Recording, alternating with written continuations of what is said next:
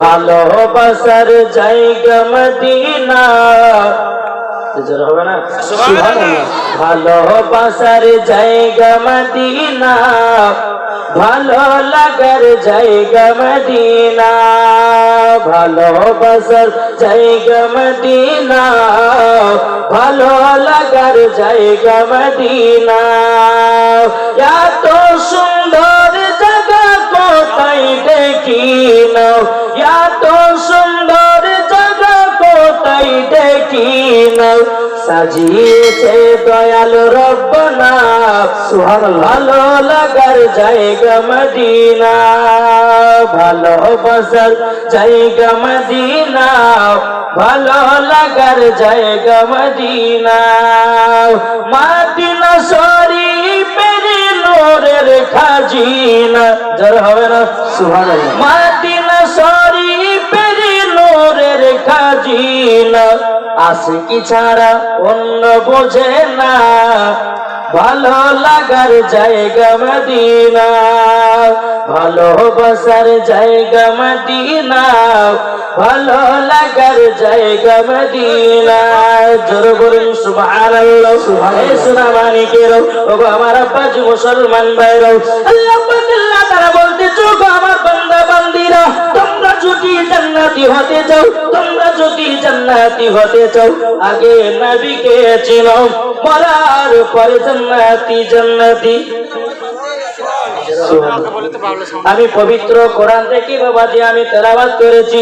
আল্লাহ পাক আল্লাহ তাআলা বলতেছেন, ওয়া মা আরসালনাকা ইল্লা রাহমাতাল লিল আলামিন। আল্লাহ পাক আল্লাহ তাআলা বলছে, হাবিব আপনাকে দুনিয়াতে পাঠাই নাই, যদি পাঠিয়েছি আপনাকে রাহমাতাল লিল আলামিন করে পাঠিয়েছি। যারা বলুন না সুবহানাল্লাহ। এ বাবাজি শুধু কি ফরিদপুরে গ্রামে কি শুধু আমার নবীকে রহমত করে পাঠিয়েছেন?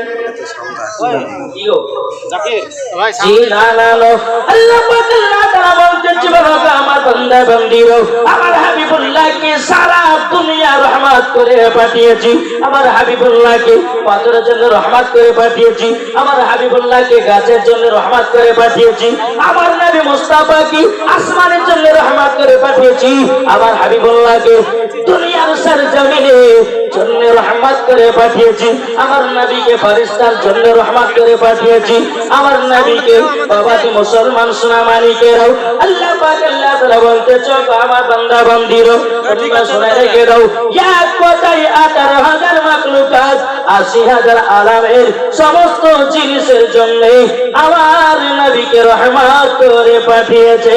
যারা বলুন না সুবহানাল্লাহ। বাবাজি ফেরেশতাদের রাখি দাও, এটাই বাবা তাবেঈনদের রাখি দাও, এটাই বাবা ওলিদের রাখি দাও, এটাই বাবা সুন্নিদের রাখি দাও। সুবহানাল্লাহ। বাবাজি সোনা মানিক, আচ্ছা বলুন, আমরা সঠিক মুসলমান হতে চাই কি চাই না? আমরা কি মুসলমান হতে চাই? হোসাইনি মুসলমান নাকি? হোসাইনি মুসলমান হলে পরে লাভ না লস? এই বাবাজি সোনা মানিক শুনুন, আজ অনেক ভণ্ড বক্তা বাড়িয়েছে, তারা বলতেছে একজন বক্তা, তো এদের নাম লিখেই বাবাজি ঘৃণা লাগে, বুঝেন না? একজন বক্তা বলছে যে উটের পেশাব পান করা যায় গেছে, জোরকার নাউজুবিল্লাহ। এই ইয়ার সাথে যখন করোনা ভাইরাস যখন হয়েছিল, বুঝলেন না, করোনা ভাইরাসের সময় অমিত শাহ বলেছিল যে যদি করোনা ভাইরাস যদি ভালো করতে চাও তো গরুর মুখ খাইলে পরে করোনা ভাইরাস ভালো হবে। তাহলে ইয়ার কথার মধ্যে ওর কথার মধ্যে কোনো আপনার পার্থক্য আছে? জি, ইয়ারা তো বাবাজি আপনার কিনা আবু জাহেলি দল, তার জন্যই বাবাজি উটের পেশাবকে পান করে এরা জায়েজ করেছে।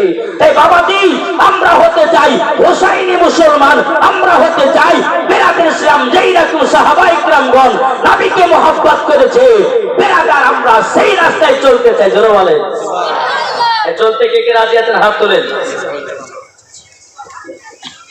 আচ্ছা বলুন তো, নবীকে কে কে ভালোবাসেন? হাত তোলেন। ভালোবাসেন তো? তাই কবে আনতে আছে জামানা দিবানা জোরে জোরে